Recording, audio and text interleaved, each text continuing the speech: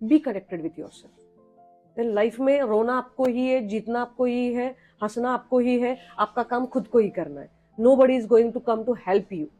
Help करण्यासाठी असतात, पण शेवटी तुझा टास्क हा तुलाच कम्प्लीट करायला लागतो, माझा टास्क मलाच कम्प्लीट करायला लागतो.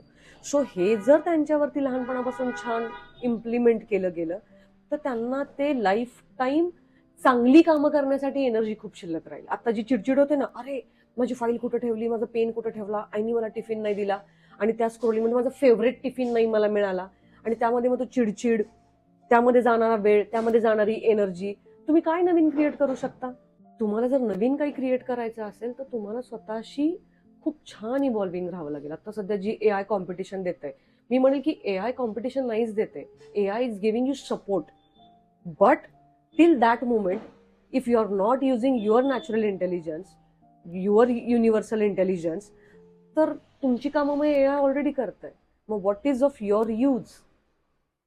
मग हा प्रश्न वयाच्या तिशीत आल्यानंतर उपयोग नाहीये. तुम्ही तिशीत येऊन काय करणार आहात आता? सो आपण आत्तापासूनच ते पुट ऑन करू शकतो का? म्हणजे जसं आपण एखादं झाड लावलं आणि झाडाला 5 वर्षांनी मी म्हणलं, अरे तुला आंबे का नाही येतात? अरे 5व्या वर्षी त्याला आंबे येण्यासाठी मला आधीपासूनच खत पाणी केलं पाहिजे ना, ती माती तशी छान आहे का बघितलं पाहिजे, त्याच्यात काय काय खत चाललंय, so many things are there. मी अचानक 5व्या वर्षी नाही सुरू करू शकत. जस्ट लाईक ह्युमन बिंग, मी अचानक 25व्या किंवा 30व्या वर्षी विचार करायला लागले की आता काय करू किंवा आता कसं स्वतःला एनहान्स करू, तर it will be gonna be late. So as an educator, I would love to say that spirituality is a part and parcel of our daily life.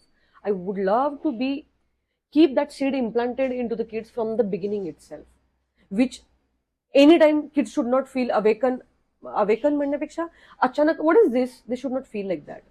इतकं ते छान त्यांचं आणि नेचरचं रॅपो चालावं अशी माझी एक एज्युकेटर म्हणून इच्छा राहील. आणि त्याच दृष्टीने आपण वर्कआउट करत राहावं किंवा ते इम्प्लांट करत राहावं.